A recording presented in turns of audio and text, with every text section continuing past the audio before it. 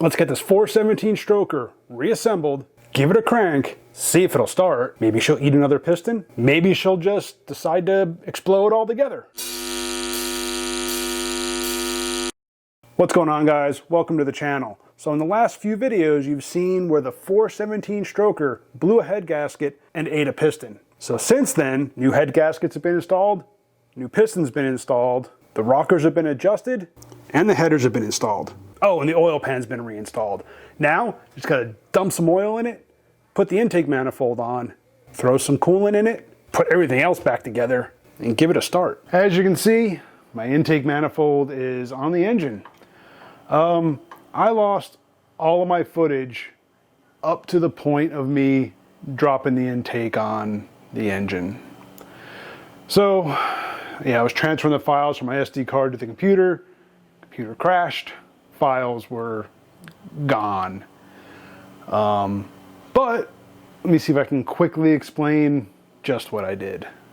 So I dumped 5 quarts of oil directly into the valley of the engine. I didn't pour it into the heads, and that was because my plan was to prime the oil pump. Since the engine's been open for a while, that one cylinder was out and that bearing was completely dry. I wanted to prime it to make sure that everything was well oiled, everything was flowing the way it was supposed to, and there were no leaks. Once that was done, then I used some of this Permatex, like high tack gasket sealant.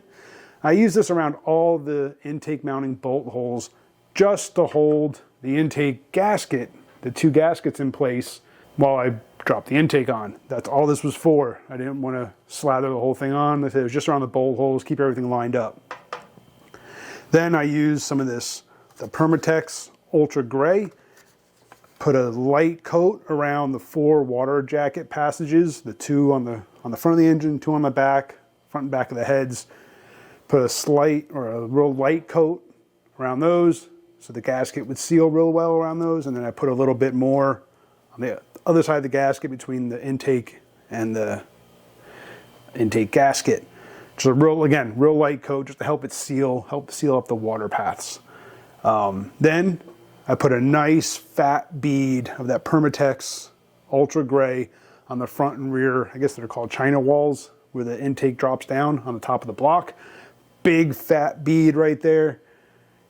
And then once that was there, I dropped the intake in place. All right, so I've got the intake manifold. Now what I'm gonna do is do my best to drop this thing straight down. I really don't wanna disturb any of the beads of RTV if I can avoid it. So I'm gonna try to go straight down, and then I'm gonna put the bolts in finger tight. Now I'm not gonna bother with thread sealant on them right now. I'm just gonna run them down finger tight just to hold everything in place. And then when I come back later to torque everything, then that's when I'll take one bolt out, put the thread sealant on, put it back, and work my way around that way. So, see if I can get this thing on here, just as straight down as I can, getting everything aligned. I probably should have taken this hose off, but oh well. Just do my best to get everything straight down, get it in place.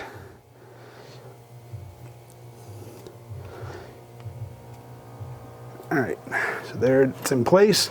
Like I said, now all I'm going to do is take the bolts,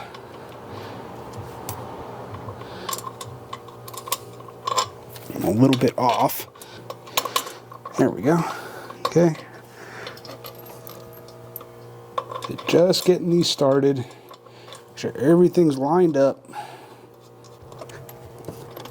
There's no seam on these bolts yet, nothing like that. All I'm doing, the gas mover. There we go.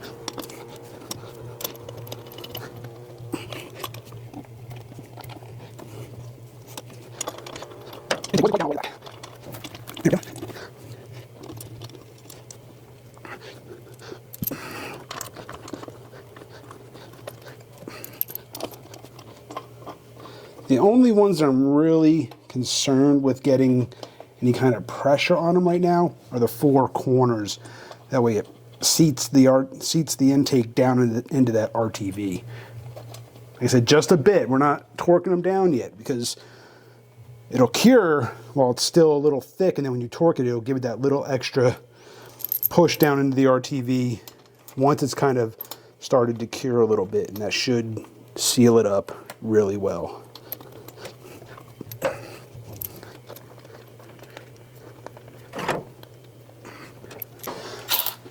So I'm not driving these down. It's just faster than sitting here spinning them by my fingers.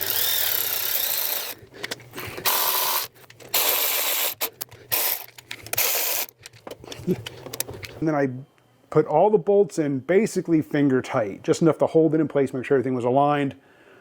Let that sit for about an hour, hour and a half while I was trying to recover some of the files.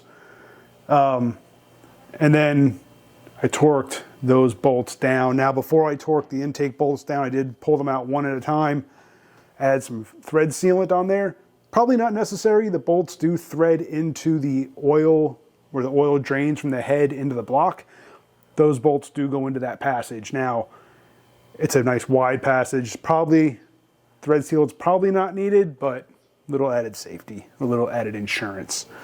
But yeah, once that was done, let that set, once I got those bolts in, torqued them all down, and that's where I'm at now. I think I still have footage of me putting the intake on. If I do, I'll put that in here. But with all that done, I can continue just putting everything else back on the engine, connecting the water, the coolant lines, valve covers, the sniper throttle body, just getting everything back on. I'm not going to put any coolant in this until at least tomorrow. Let all that RTV set up for at least 24 hours before I add any coolant. So I'm just going to keep working on that. Really nothing to really show. If I come across anything I think is interesting enough to show you guys, I will. But I'm just going to keep plugging away at this. Morning, guys. So I'm going to go ahead and continue where I left off on Sunday. Today is actually Tuesday. Didn't have a chance to get out here yesterday. So that RTV on the intake manifold has had more than enough time to set up.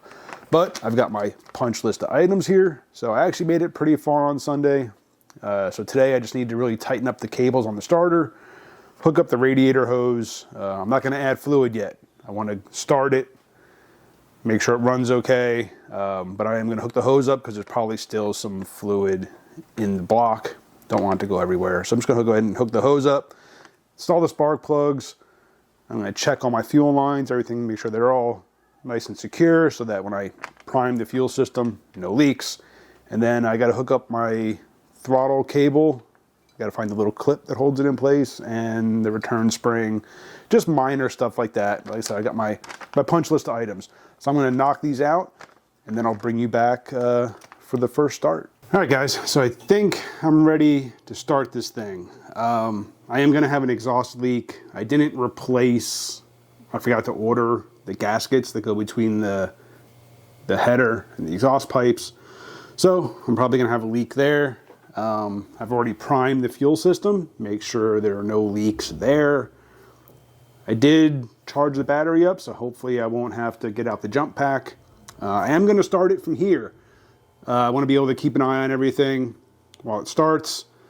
I also want to double check the timing since I had the distributor off in order to prime everything. So I want to double check the timing also. So yeah, I think I'm ready. I'm not gonna lie, I'm nervous. Yeah, I really want this to go well. I'm stalling. I'm nervous. Let's do this.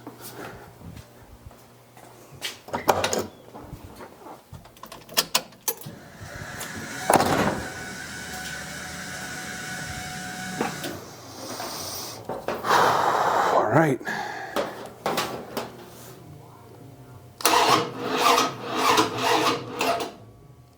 I think I need the jump pack.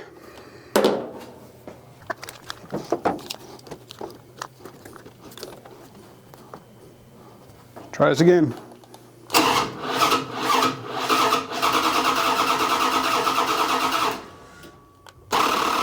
Come on.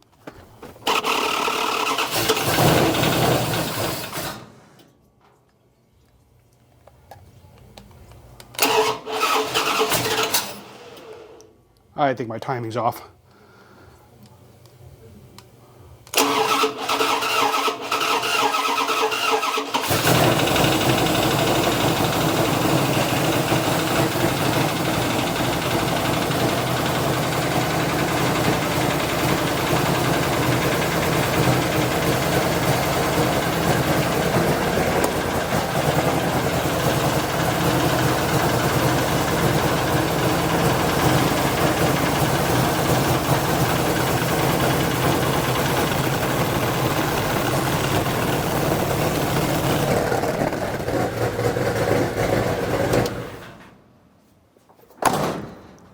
Oh yeah, timing's way off. Let me address that. All right, so yeah, I was on the distributor gear where it goes down into the oil pump. That's a hex shaft. I was one flat off on that. So when I put the gear in and then put the distributor in, my timing was all out of whack. So pulled the distributor, pulled the gear, adjusted it by one flat on the hex shaft, put it all back together, fired it up, and a lot better. Set the timing for 16 degrees. I still need to tighten down the distributor. I'm going to do some more running once I kind of button things up. I'm going to fill the coolant. I've seen zero signs of any oil leaks or anything like that. So I'm going to fill up the coolant, and then I'll bring you guys back and we'll start it up and I'll show you how well it's running. There is definitely an exhaust leak, and I think I need to readjust my rockers again, possibly. You'll see, I hope. Bring you right back. All right, guys, I think this is a success. Timing's dialed in. I said I tightened the distributor down. She's full of coolant, no leaks anywhere. She's running really good. She is running rich, and I think that's just because of the tune. Dirty Side Gets Down and I were working on some tuning videos together. I'll link to the first one up here. But obviously we were trying to tune around an internal engine problem. So I think my tune is just out of whack because it is running rich. My eyes are burning a little bit. But let me go ahead and fire this thing up and show you that she's a runner again. Next, I'll hopefully be working with Dirty Side Gets Down some more. Been looking forward to this. Really want to get this tune dialed in. So keep an eye out for that video. Let me start this thing up. You guys can hear it run. Like I said, there is still an exhaust leak. I got to replace the gaskets from between the header, collector, and the rest of the exhaust. Mainly on the passenger side. But yeah, so let me start this thing up. You guys can hear it run. And yeah, I think she's good to go again. Let's fire this thing up.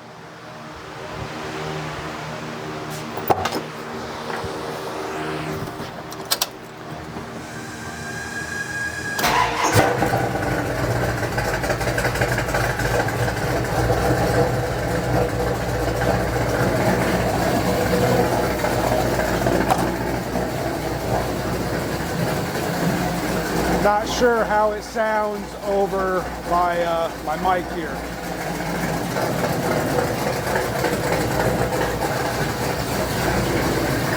Sounds pretty good to me.